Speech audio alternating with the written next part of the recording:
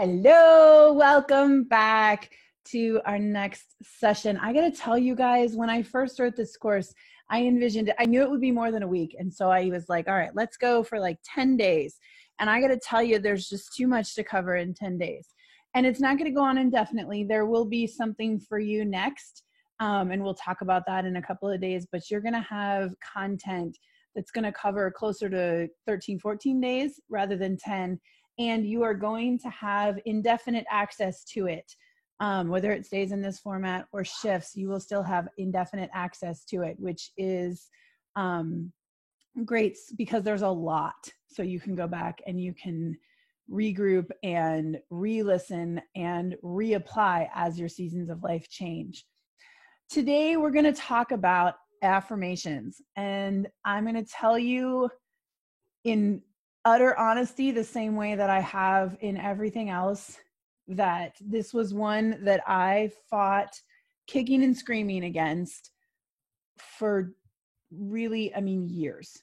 After I was told to do this for years, because I'll get into why exactly later, but it came down to finding a new way of doing it that my brain didn't automatically reject. So I have my green drink. And we're going to buckle in. Jim Rohn said, don't wish for fewer problems, work for more skills. And that has been something that I have really learned in this affirmation process in particular, because what I had been exposed to in terms of affirmations wasn't working for me. And I had to develop some new skills in order to find a way of doing it that did work for me. Because I've talked to you before about how success leaves clues. Right? Success leaves clues. If you find people who are successful in the way that you want to be successful, you need to look at what they do and find out why they do it and incorporate those things into your life. And you're never going to be that person, and you're not trying to be that person. But if you're finding someone who has success in the way that you want to be successful, so not just, oh, I wish I had more money, so I'm going to study somebody who's rich. That person might be just a miserable, nasty person. And that's not who you want to imitate. You want to make sure that as you're climbing the ladder of success in your life in whatever area, that what you lean your ladder up against is strong and sturdy. That as you're building a scaffolding for your growth and change, you are also building it strong and against the building that you want it built on. So as you're going, you need to identify, this is real life today. You need to identify what you want. Do you even know what you want? Do you even know what you're working toward? Or are you just tired of the way things are now? Do you even know how to dream? Do you even know how to think more? Do you even know how to set a vision, set a dream? Forget about the steps of how to get there, but do you even know how to set something that excites you?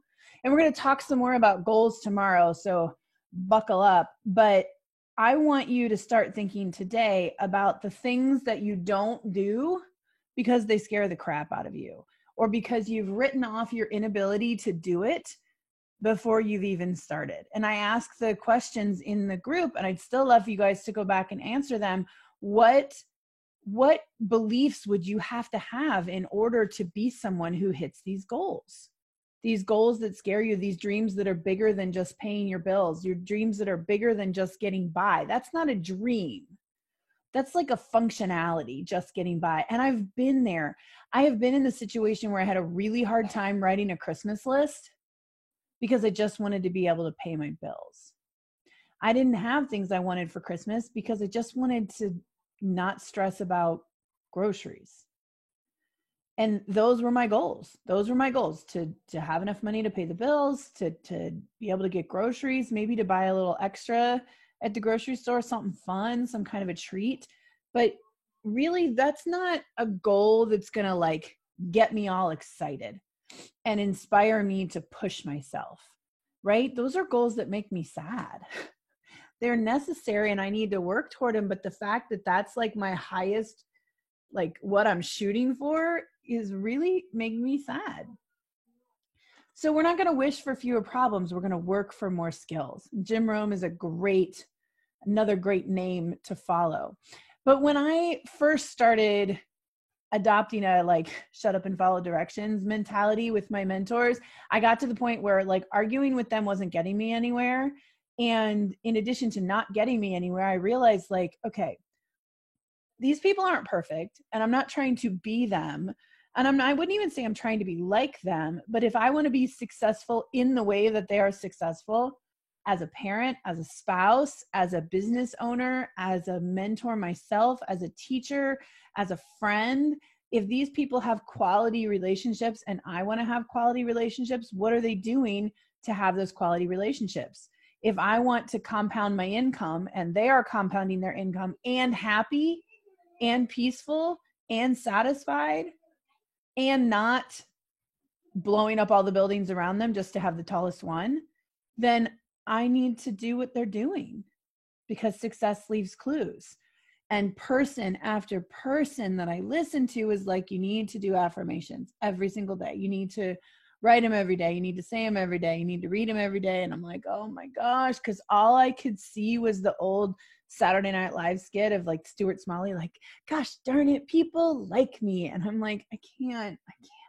Because remember, I'm not a cheerleader. I'm not a sunshine blower. I used to call myself a realist or a skeptic, and I'm learning to not do that anymore, but that was where I was. And so I just didn't do it for years. And guess what? Not a whole lot about my journey changed.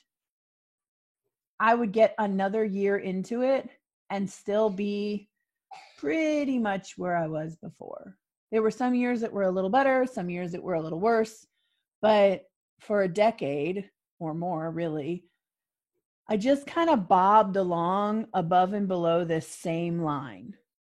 Just, yeah, a little bit better, a little bit worse, a little bit better, a little bit worse. And I mostly just bobbed up and down, like floating in the water.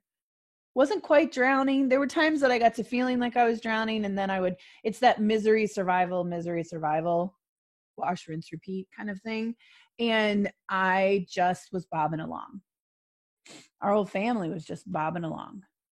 We'd get something really exciting that would happen, and then the bottom would drop out of it, or we'd get a little bit ahead and then something would change, or I'd get working on my health and fitness and then I'd get pregnant again. And, it just, and really because my mentality didn't change, then I would adopt this just survival. Let me just get through this. I can worry about my health when I get through the phase of having children, because I want to have children. I love my children and I'm glad I have them and I love the number of them and I just love it. But I just viewed my own wellness as a sacrificial byproduct, really. I could get through that season, and I would even word it that way. I could get through that season, and then once I was through that season, I could work on myself. And so I immediately, massive eye roll. Are you noticing a trend of the massive eye rolls from Sarah? And so I'm sharing with you, in a don't be like Sarah kind of way.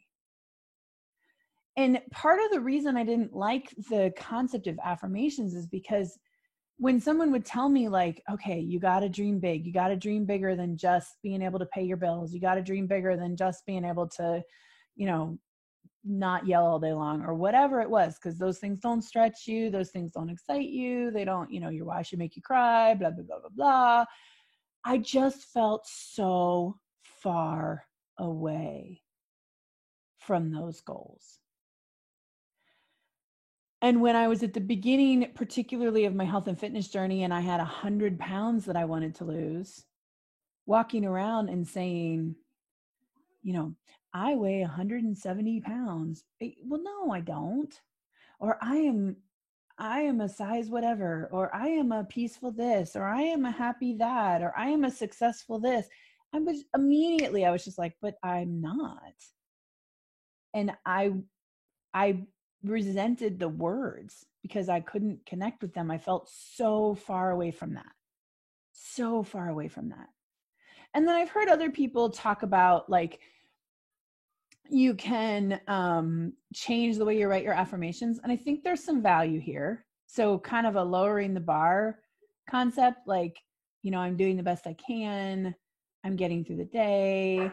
I'm making an effort and that's good enough. Those aren't wrong. I'm not here to poo-poo those, but at the end of the day, even affirmations like that, I don't want to just get through the day. I don't want to just be okay. So I could write affirmations that I didn't immediately reject, but they still didn't excite me. And again, I'm not poo-pooing that. There are people for whom that is a big stretch.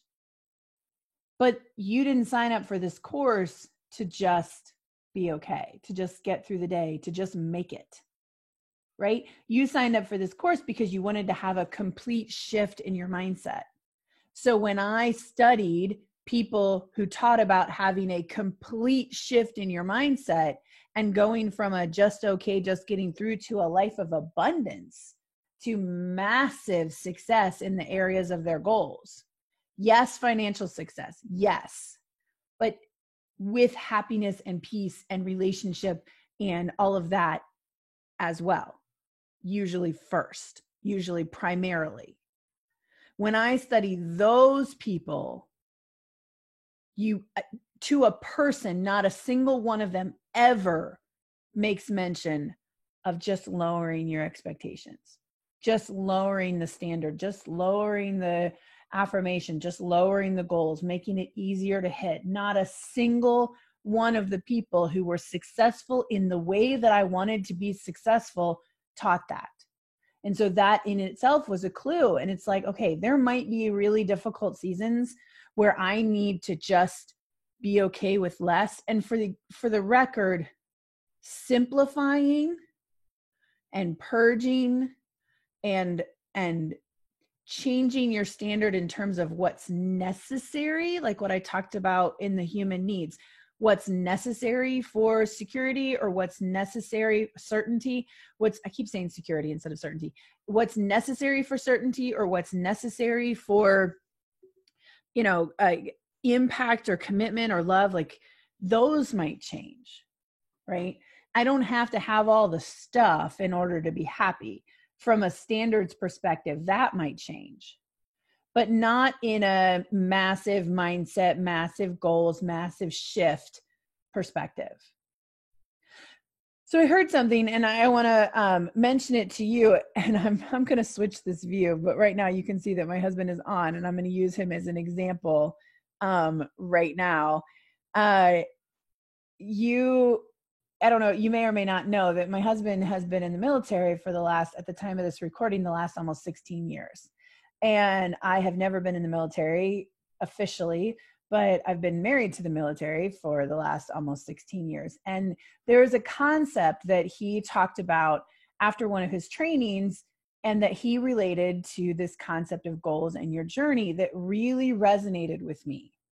And it's the concept of having an azimuth and points on your azimuth.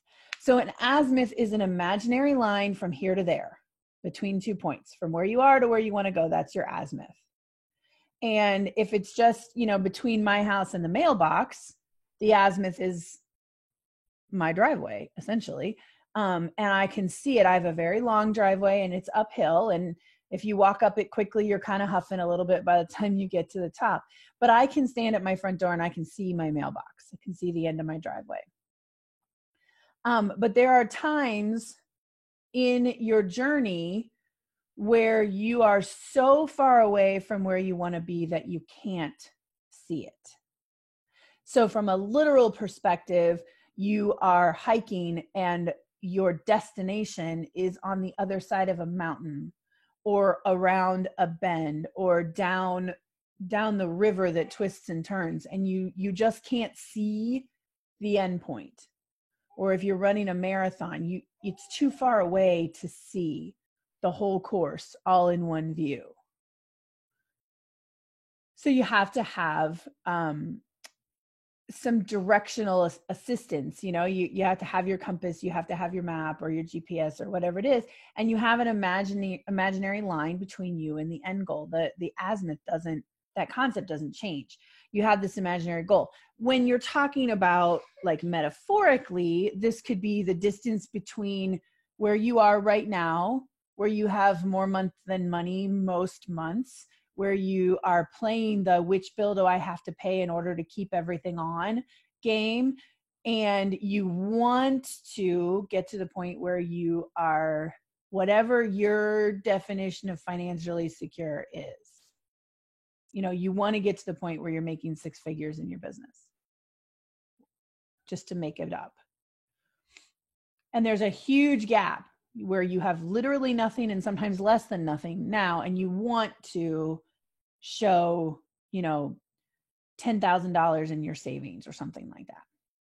And that's a huge, or at least feels like a huge distance. You can't see it. It's too far away. Or at the beginning of my health and fitness journey, when I wanted to lose 100 pounds, that's too far away. It's too much to wrap your mind around all at once. Anything, you're completely single with no prospect immediately, and you want to be married and have a family. It's a very big distance. You don't even know the person you're going to marry, and you can't see the finish line.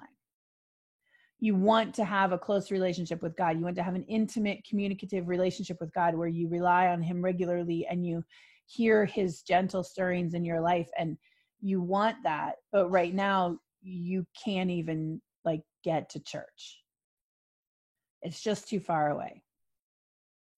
And so what you need is an azimuth and points along the way that you can see. So here I am, and here's where I want to be.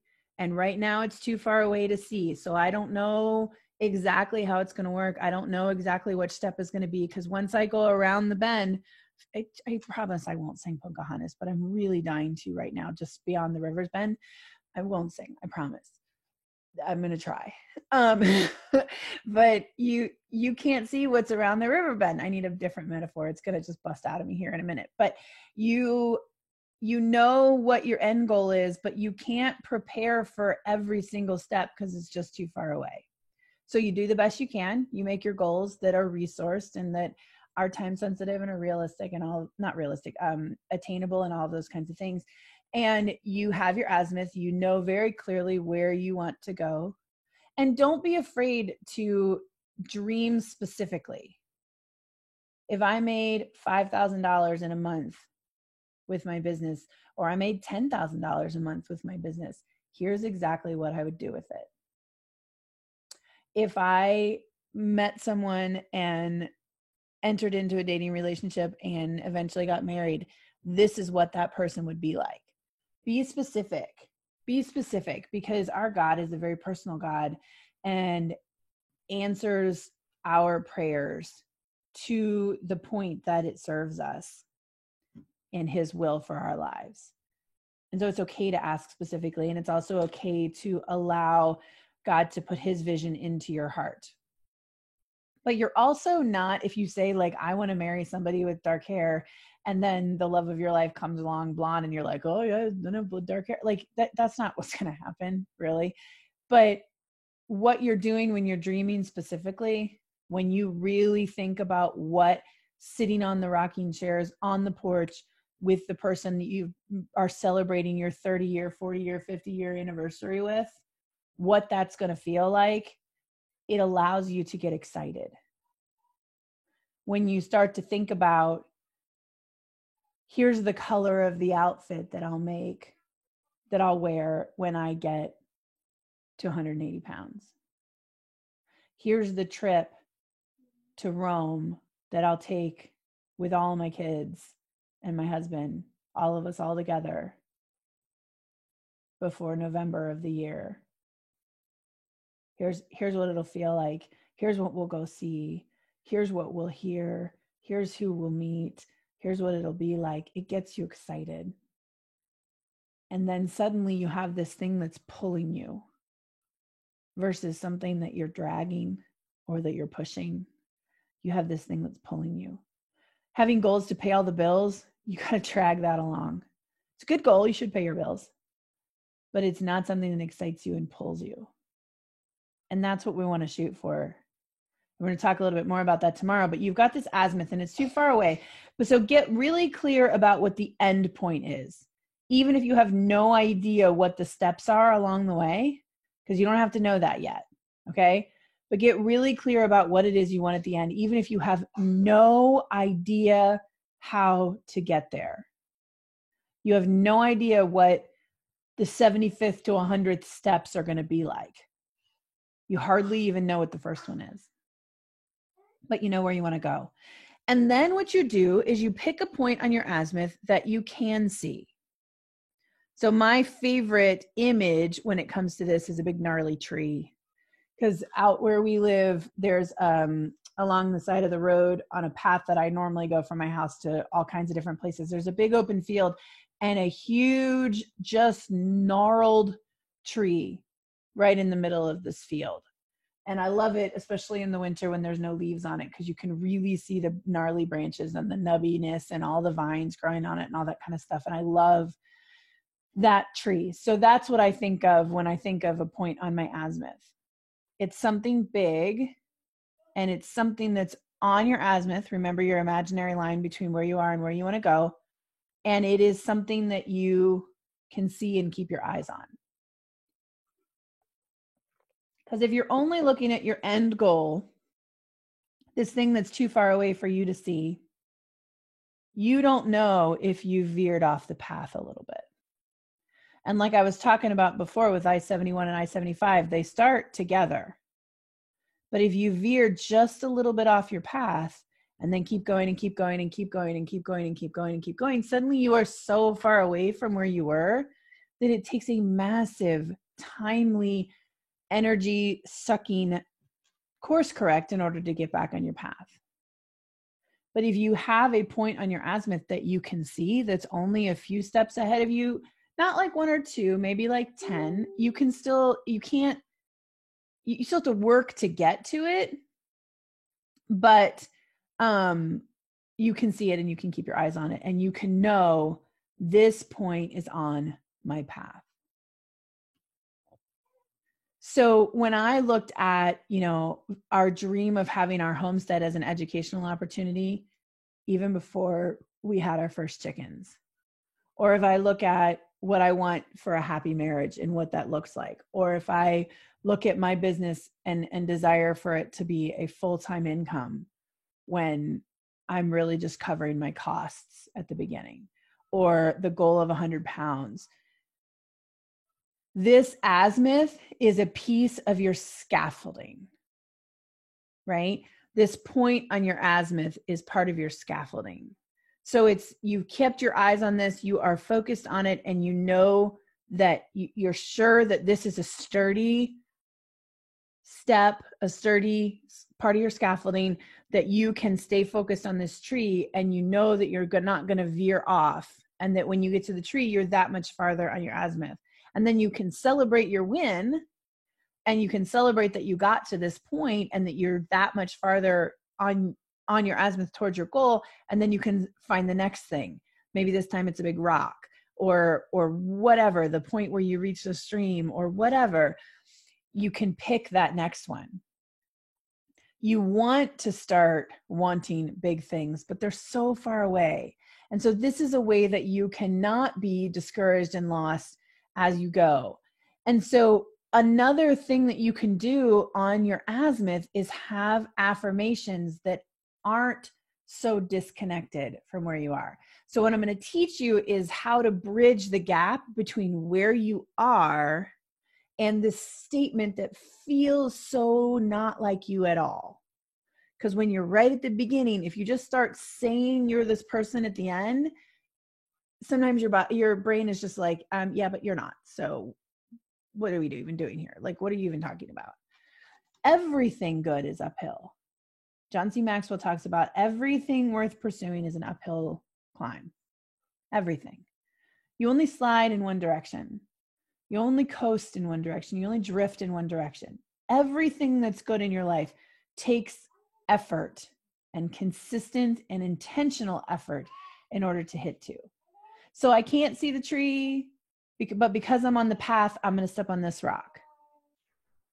And you start to say like, okay, well, my goal is to lose 100 pounds. And so I'm going to make an affirmation, right? I'm going to make an affirmation that says, I've lost 100 pounds. Okay. But what if I say I'm going to lose weight, but then I don't work out? Or what if I say I'm a tidy person, but then there's a mess? What if I say I don't drink Coke and then I have one? This way of doing it, that way of writing affirmations offers proof for that inner mean girl, that inner nasty voice in your head. It is assurance for your primal brain that is in a full panic. Like, see, I told you, you just couldn't finish anything. You just couldn't get it done. You thought you could do it. You thought this time was going to be different, but see, it's not. But let me ask you, if I were to press play on the soundtrack of your mind and your thoughts for the day, would that be something that would inspire or encourage you or someone else? If we were to record all the thoughts you had in the course of a day and just play it back, would it inspire you? Would it inspire someone else? Would it encourage them in their struggle? Or would it just be this disheartening repeat of self-deprecation and loathing? Or just this nasty mean girl voice in your head that just won't shut up? I write my affirmations every morning. Now, there are mornings that I don't get to my morning routine, and so obviously I haven't on those. But even that, saying I write my affirmations every morning, the tendency is to be like, well, I mean, you don't. You know what? I do. I write my affirmations every morning. Every once in a while I miss a day, but I'm still a person who writes her affirmations every morning. That's who I am now. And if you're a person who's given up Coke and then you have a Coke, then you're a person who's given up Coke and then you had one. If you're a person who works out every day and you miss a day, then you're a person who works out every day and you missed a day. It doesn't change who you are. And these affirmations, especially the way that I'm going to teach you how to do them, are the proof of that and the rewriting of that brain. So when I write affirmations now, they all start with because. Because I, and then that's where you insert this big thing. Because I'm a peaceful wife and mom, because I'm a successful business owner, because I am a loving wife, because I listen to the promptings of the Holy Spirit, because I'm showing up as a 10-star leader, because I care enough about people. Whatever this massive thing is that you feel disconnected from, this end of your azimuth, this final point on your azimuth that you're shooting for, that goes after because I, and then the massive thing, right? Because I am optimistic. That was a big one for me because I told you that I viewed myself as not really a pessimist, but a realist and a skeptic. And I didn't even realize that that was a limiting belief. And through this process of working on my mindset and digging up the roots of how I got where I am, and not even in a like, I'm mad at anybody for making me this way kind of thing, just in a realistic, but now recognizing where I am and what I have to change in order to get to the next place and taking ownership of that, it was uncovered that way of thinking, the realist, skeptic way of thinking, was just a freak out, panic, primal brain trying to protect me kind of mentality. And I needed to start viewing myself as an optimist and start behaving as an optimist. Because I'm an optimist. And then what you put in the second part are the things that you are doing or the things that you should be doing, those little points along the way on your azimuth to get you to that final goal, right? Because I'm an optimist, I believe in the abundant future I'm building, but I also feel the realness of it. I'm free to come up with solutions to my problems and obstacles. Because, insert massive thing, comma, proof. Okay. The second half of these statements is the proof that you are doing what you need to do in order to become this person.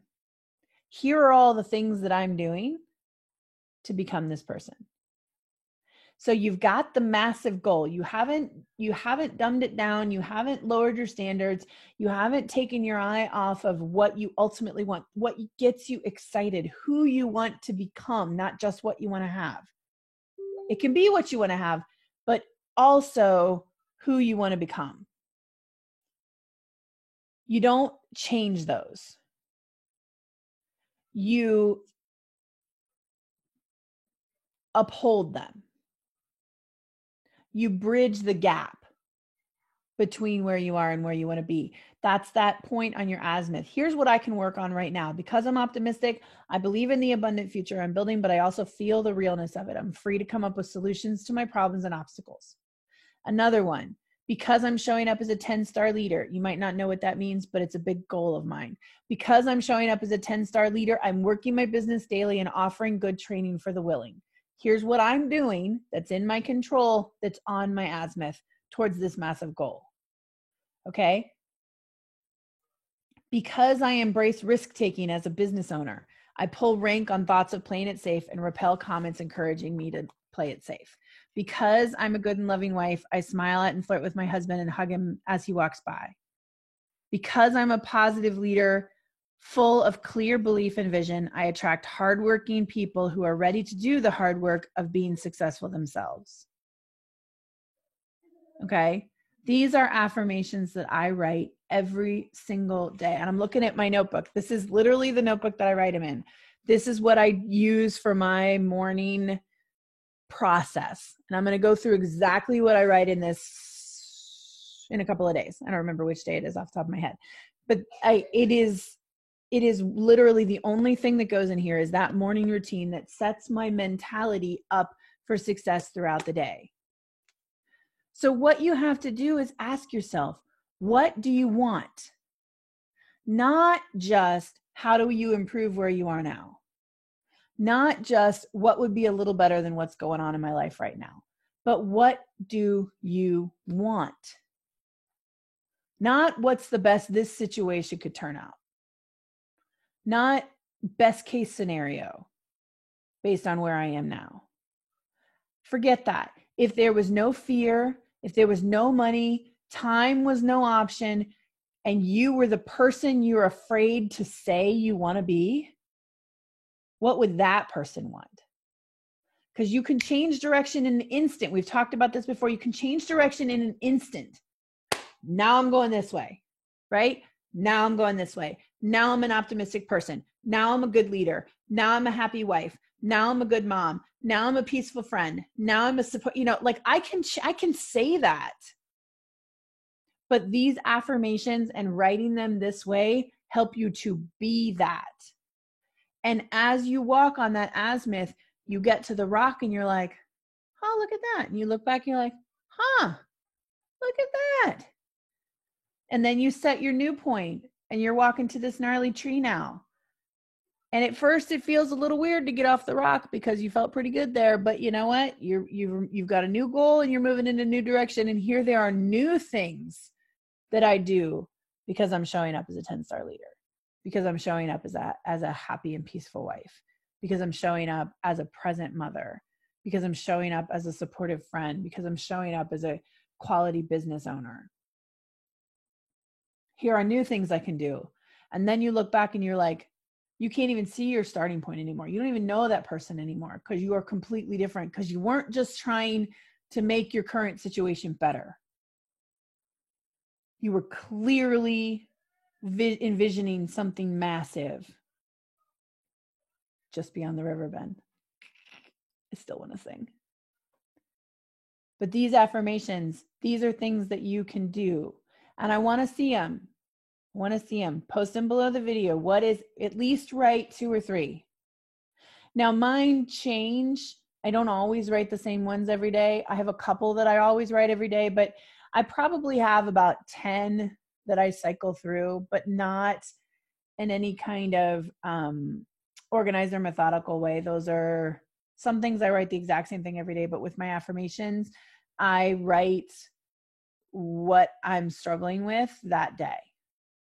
I don't write all 10. I write the ones that I'm really struggling with.